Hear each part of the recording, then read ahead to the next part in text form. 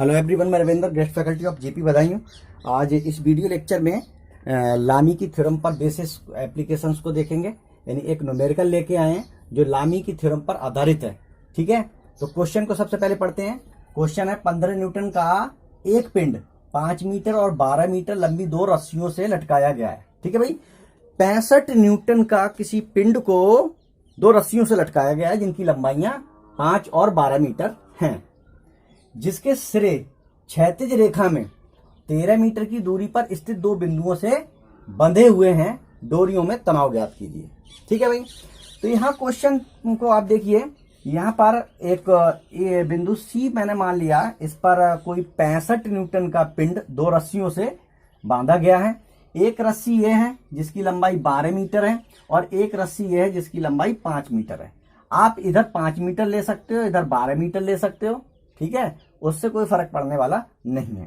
ठीक है, तो ये 5 मीटर और 12 मीटर की दो डोरियों से 65 न्यूटन के पिंड को लटकाया गया है और जो रस्सियों के सिरे हैं, ठीक है, वो क्षैतिज लाइन में है ना, क्षैतिज रेखा में स्थित है। तो यहां पर दे रखा है, ठीक है, जिसके सिरे क्षैतिज रेखा में 13 मीटर की दूरी पर स्थित दो बिंदुओं से बंधे हुए हैं। यानी रस्सी के जो अगले सिरे हैं, ठीक है, एक सिरे पर दोनों रस्सियों को कॉमन करके ये 65 न्यूटन का पिंड को लटकाया गया है और रस्सी के दूसरे सिरे को 13 मीटर की दूरी पर क्षैतिज रेखा में दो बिंदुओं से बांधा गया है। तो उन्होंने पूछा है कि डोरियों में तनाव बल ज्ञात कीजिए। ठीक है, तो डोरियों में तनाव बल निकालना है हमें। तो हमने माना कि जब ये पिंड नीचे को लटकेगा तो ये डोरी टाइट हो जाएगी, ये भी डोरी टाइट होगी। ठीक है, टाइट हो जाएगी, यानी इसमें तनाव बल उत्पन्न हो जाएगा, जिसकी डायरेक्शन को हमने इधर और इधर ये मार्क किया है। इस डोरी में T1 और इसमें T2 तनाव बल हमने एज्यूम किया है, जिसकी हमें वैल्यू निकालनी है।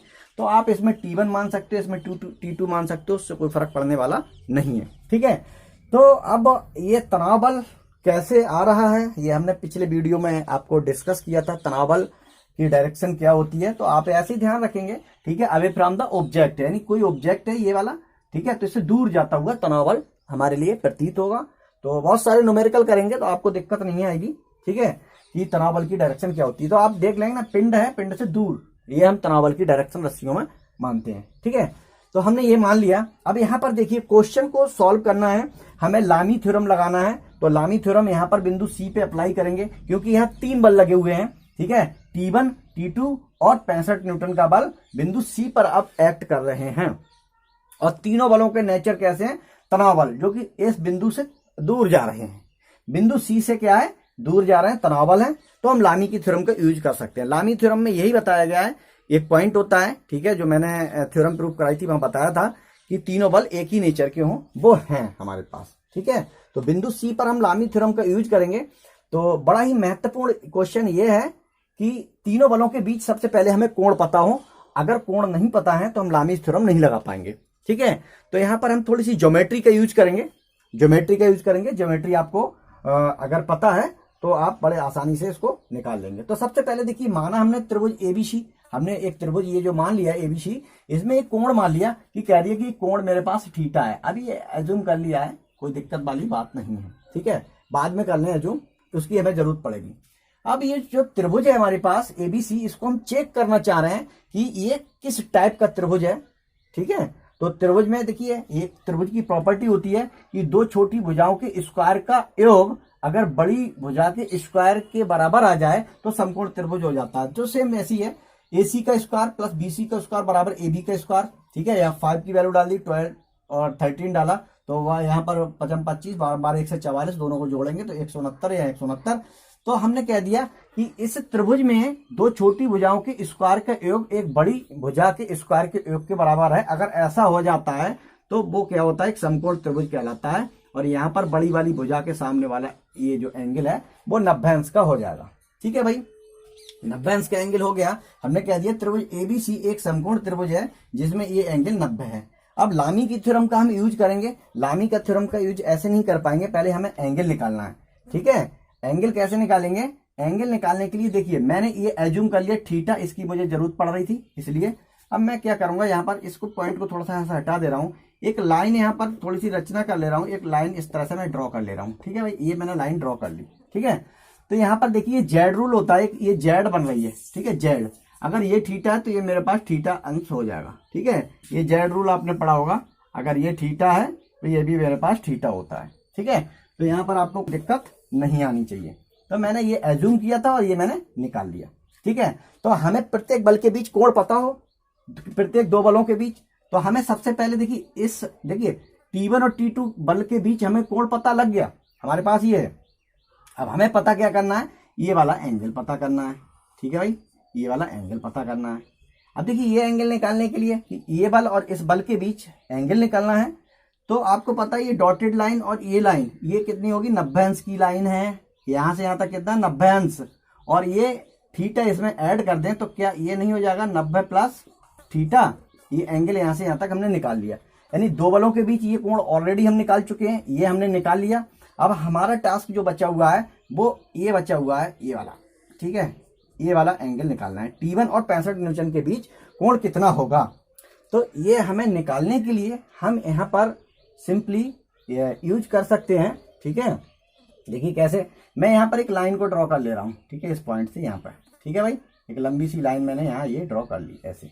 ठीक, अब ये मैंने लाइन यहाँ पर ड्रॉ कर ली, तो यहाँ पर आप देख सकते हैं कि ये वाला एंगल यहाँ से यहाँ तक तो 90 एंगल है ही है। ठीक है, ये वाला 90 एंगल है। अब हमको निकालना क्या है, ठीक है भाई, निकालना क्या है, चलो इस लाइन का हम यूज अगर नहीं करते हैं तब भी हमारी समस्या सॉल्व हो जाएगी। ठीक है, कैसे निकालना है, चलिए ठीक है, ये मेरे पास हो गया 90। ठीक है, और ये मेरे पास जो एंगल बनेगा 90 माइनस 180 माइनस थीटा आएगा। तो ये वाला एंगल हमें निकालना है। ठीक है, तो यहाँ ध्यान दें। ठीक है, ध्यान क्या देंगे हम, यहां से और सीधा यहां तक ये डॉटेड लाइन है, टोटल 180 अंश का कोण होगा यहाँ पर। ठीक है, तो देखिए यहाँ मैं निकाल रहा हूँ, ये मेरे पास कितना होगा, 180 का कोण। ठीक है, इस लाइन से लेकर के और इस लाइन तक 180 अंश का कोण होता है। ठीक है, जिसमें से मैं 90 ये कम कर दूं और थीटा ये कम कर दूं, तो मुझे इतना पहले पता लग जाएगा कि इतना कितना है। ठीक है, ये एंगल, तो मैं क्या कर रहा हूं, इसमें से 90 और प्लस थीटा इसमें से घटा दूं तो मुझे मिल जाएगा यहाँ 90 प्लस 90 माइनस थीटा, क्योंकि 180 में से 90 जाएगा और माइनस का ये हो जाएगा, तो ये मुझे मिल जाएगा। तो पहले तो मैंने लिख दिया यहाँ पर क्या, 90 माइनस थीटा, मुझे ये वाला मिल गया यहाँ से यहाँ तक। ठीक है, यहाँ से यहाँ तक कितना मिल गया, क्योंकि ये टोटल एंगल कितना 180, और 180 में से 90 कम कर दूं और थीटा कम कर दूं तो मेरे पास इतना मिल जाएगा। तो मैंने ये पहले निकाल लिया। अब इसे निकालने के बाद मुझे तो चाहिए यहाँ से यहाँ तक, तो ये मुझे पता है और ये भी पता है, ये कितना है 90, और ये अभी मैंने निकाला। तो इसमें 90 जोड़ दूं, इसमें कितना जोड़ दूं, मैं 90 जोड़ दूं, तो कितना हो जाएगा 180 माइनस थीटा, 90 90 180। तो यहां मैं कह सकता हूं ये वाला जो एंगल है वो कितना हो गया, 180 माइनस थीटा। तो ये हमने एंगल निकाल लिया। ठीक है भाई, ये एंगल अगर हमने निकाल लिया तो हम यहाँ पर लामी थ्योरम का यूज करेंगे। अब लामी थ्योरम का यूज करने के लिए देखिए हमारे पास 3 बल है, हमारे पास देखिए तीनों बलों के लिए मैं कुछ इस तरह से बता दे रहा हूँ। यहाँ पर है 65 अंश, ठीक है 65 न्यूटन, और ये मेरे पास क्या है T2 है, और ये मेरे पास क्या है T1 है। ये एंगल आपको पता है 90 अंश है। ठीक है, ये आप निकाल लिए 90 प्लस थीटा है, और ये भी आप निकाले कितना 180 माइनस थीटा। ठीक है, ये आपने एंगल निकाल लिए। अब देखिए लामी थ्योरम का यूज करेंगे, तो लामी थ्योरम में आपको बताया था अगर कोई भी बल आप एट रैंडम उठा लो, अगर मैं ये बल T1 ले रहा हूं तो अन्य 2 बल कौन से बचे, ये इनकी जया के एंगल के समानुपाती ये बल होगा।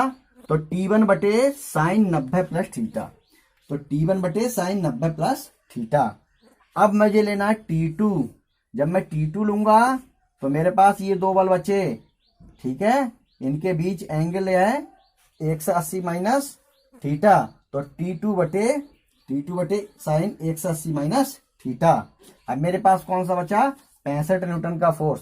तो 65 न्यूटन का फोर्स जब लेना है तो अन्य 2 बलों के बीच कोण कितना है 90 अंश, तो 65 बटे साइन 90। तो लामी की थ्योरम यही तो बोलती है। तो लामी के थ्योरम का हमने यूज करके ये फार्मूले में लगा दिया। अब फार्मूले में लगा दिया, अब बहुत सिंपल हो गया। T1 बटे साइन 90 प्लस थीटा क्या होता है, कॉस होता है। T2 बटे sine 180 minus theta sine theta होता है, 65/sin90 का मान 1 होता है। अब यहाँ पर हमारे पास जो वैल्यू आई, यहाँ पर हम T1 ये कॉस का मान यहाँ से निकाले से इस त्रिभुज से, तो त्रिभुज में हम यहाँ पर देखिए साइन थीटा का पहले मान निकालते हैं। साइन के देखिए ये जो त्रिभुज ABC है, यहाँ पर मैं लिख रहा हूँ ट्रायंगल ABC में हमारे पास क्या हो जाएगा, लंबी होगा, थीटा के सामने वाला लंब होता है और 90 के सामने कर्ण होता है, बची हुई भुजा आधार कहलाती है। तो साइन बराबर लंब बटे कर्ण, तो लंब कितना 5 और कर्ण मेरे पास कितना हो जाएगा 13। ठीक है, ये हो गया। यहां से मैं कॉस थीटा का मान निकालूंगा तो आधार मेरे पास कितना है 12/13। ये वैल्यू यहाँ पर लगा दे रहे हैं। T1 के लिए 5 ठीक है, ये मैंने कॉस का मान लगा रहा हूँ कितना 12/13 बराबर T2 कितना हो जाएगा 5/13 और ये 65/1 है, तो 65 ही रहने दो या 65/1 जैसा आप लिखना चाहें। ये अब T1 का मान निकालना है तो पहले इस टर्म को इस टर्म के साथ ले रहे हैं क्योंकि यहाँ पर कोई भी वेरिएबल नहीं है। तो T1 बराबर हमारे पास क्या होगा 65/1 गुणे ये हमारे पास जब गुणा होगी, ठीक है, इसका मतलब यहाँ पर, ठीक है, हम क्या करेंगे इसकी इसमें गुणा लगा देंगे। जब गुणा करेंगे तो हमारे पास क्या हो जाएगा 12/13 और ये 13 पंजे 65 और 5 12 पंजे 60 न्यूटन का ये जो फोर्स है हमारे पास आ जाएगा। और इसी प्रकार से हम T2 का मान निकालेंगे। ठीक है, तो हमारे पास जो नहीं कुछ गलत हो गया, हाँ T1 बराबर 65 आ रहा है। T1 कुछ मिस्टेक हो रही है, देखिए यहाँ पर थोड़ी सी कैलकुलेशन में मिस्टेक हुई है। तो यहाँ पर चलिए ठीक है, मैं ऐसे भाग कर ले रहा हूँ। ठीक है, 65 मेरे पास आएगा 12/13, तो ये जाएगा 65/12 गुणे ये 13।